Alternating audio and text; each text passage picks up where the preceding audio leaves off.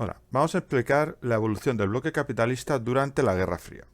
El bloque capitalista tiene dos grandes fases económicamente, que es un periodo de expansión entre 1950 y 1973 y un momento de crisis económicas entre 1973 y 1990. El periodo de expansión de 1950 a 1973 surge después de los acuerdos de Bretton Woods en 1944. Estos acuerdos de Bretton Woods dicen que el dólar va a ser la moneda principal de los intercambios comerciales. ¿Por qué? Porque Estados Unidos es el país que ha salido más reforzado de la Segunda Guerra Mundial y además se fija una paridad entre el dólar y el oro. ¿Para qué? Para poder comparar el resto de monedas y de esta manera garantizar el mercado internacional. Se crean también una serie de instituciones internacionales como es el Fondo Monetario Internacional y el Banco Mundial. ¿Para qué? Para promover las inversiones y los préstamos en los países que lo necesiten y controlar y mantener la estabilidad económica mundial.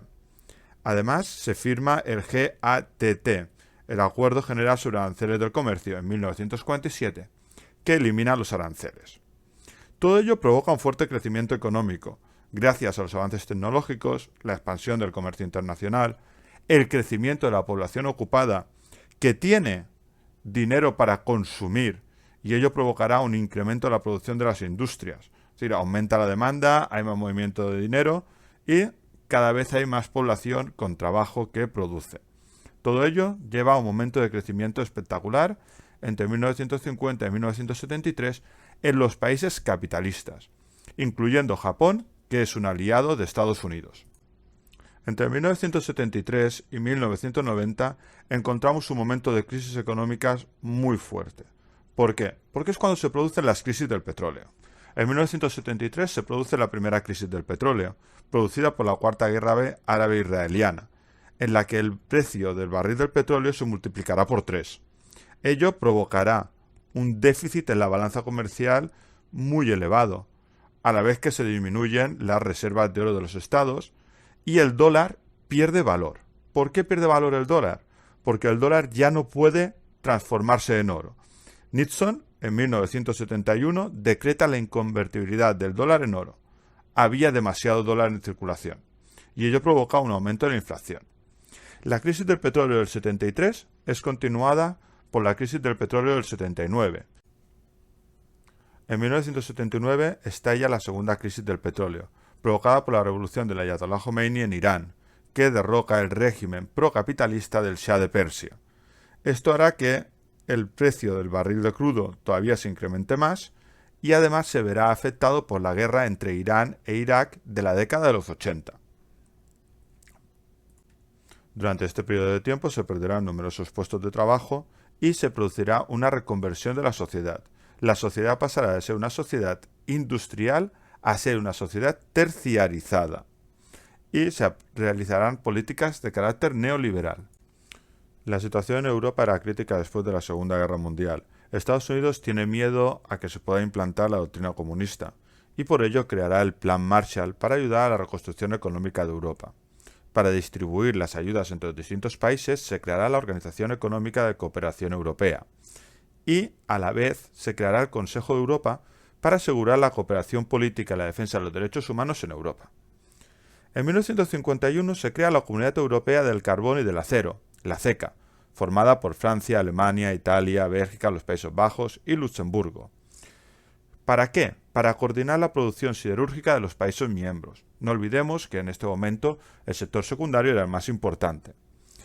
En 1957 se da otro paso, que es la creación de la Comunidad Económica Europea, la CE, mediante el Tratado de Roma. Con este tratado se pretende que la libre circulación de personas y capitales en los países firmantes, que son los mismos que los de la CECA en un principio, aunque posteriormente se irán ampliando el número de países. En 1981, por ejemplo, se suma Grecia y en 1986 España y Portugal. En 1992 se firma el Tratado de Maastricht, o Tratado de la Unión. Es el momento en el que surge la Unión Europea, que ya dará una serie de libertades a todos los europeos, creando esa idea de un Estado común, Europa. En Europa se crea el Estado del Bienestar. Está basado en el modelo económico de Keynes, y defiende la intervención del Estado en la vida económica y mantener el gasto público para asegurar la redistribución de la riqueza entre todos los ciudadanos. Es un Estado que garantiza las relaciones laborales, ayuda a que los sindicatos y empresas puedan llegar a acuerdos y defiende la creación de una sociedad basada en las clases medias para eliminar el miedo a una revolución comunista. A pesar del crecimiento económico y de la preocupación del Estado por el bienestar de la población, siempre habrá descontentos. El más conocido es la revuelta del mayo del 68, sobre todo en Francia, donde estudiantes y posteriormente obreros exigen nuevas reformas al gobierno para asegurar puestos de trabajo. La crisis del petróleo de 1973 pondrá en crisis este modelo, ya que el Estado no puede seguir manteniendo la economía.